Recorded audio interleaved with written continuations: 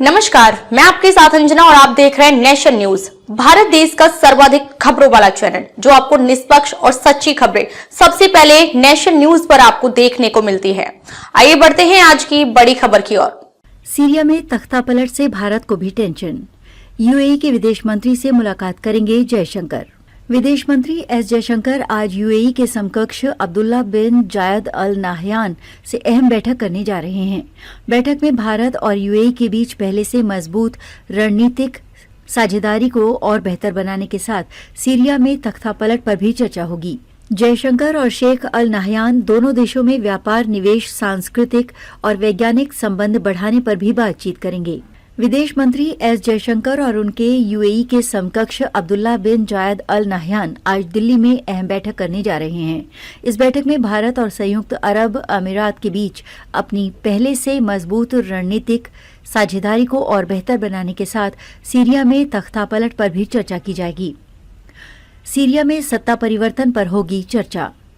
जयशंकर और Sheikh Al Nahyan Bharat और UAE के बीच संबंधों के संपूर्ण आयाम की समीक्षा करेंगे और रणनीतिक साझेदारी को बढ़ाने पर ध्यान केंद्रित करेंगे। ये बैठक इसलिए भी महत्वपूर्ण है क्योंकि ये सीरिया में सत्ता परिवर्तन के तुरंत बाद हो रही है।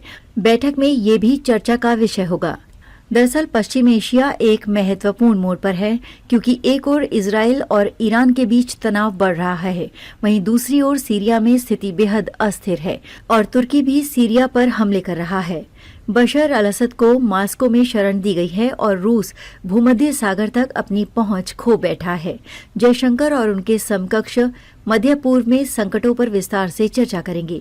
वहीं जयशंकर और शेख अल नाहयान भारत और यूएई के बीच द्विपक्षीय रिश्तों को और बेहतर बनाने पर भी वार्ता करेंगे। दोनों के बीच व्यापार, निवेश, सांस्कृतिक और वैज्ञानिक संबंध बढ़ाने पर भी बातचीत होगी। इसके बाद शेख अल नाहयान प्रधानमंत्री नरेंद्र मोदी से मुलाकात करेंगे। पीएम मोदी के दौरे से बदले भारत यूएई के संबंध।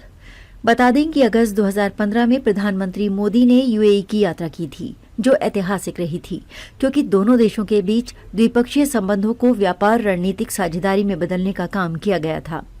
दोनों देशों ने 2022 में ऐतिहासिक व्यापक आर्थिक भागीदारी समझौते या सीईपीए पर भी हस्ताक्षर किए, जिसके चलते दोनों देशों में तेजी से व्यापार और निवेश बढ़ा। व्यापार सौदे के कारण कई टैरिफ समाप्त हो गए और अन्य शुल्कों में उल्लेखनीय कमी आई। इससे विभिन्न क्षेत्रों में बाजार पहुंच में वृद्धि हुई। वीजा नियम बदलने का मुद्दा भी उठाएंगे जयशंकर। जयशंकर यूएई में नए नियम बनने के बाद भारतीयों के वीजा आवेदन रद्द होने का मुद्दा भी इस बैठक में उठा सकते हैं।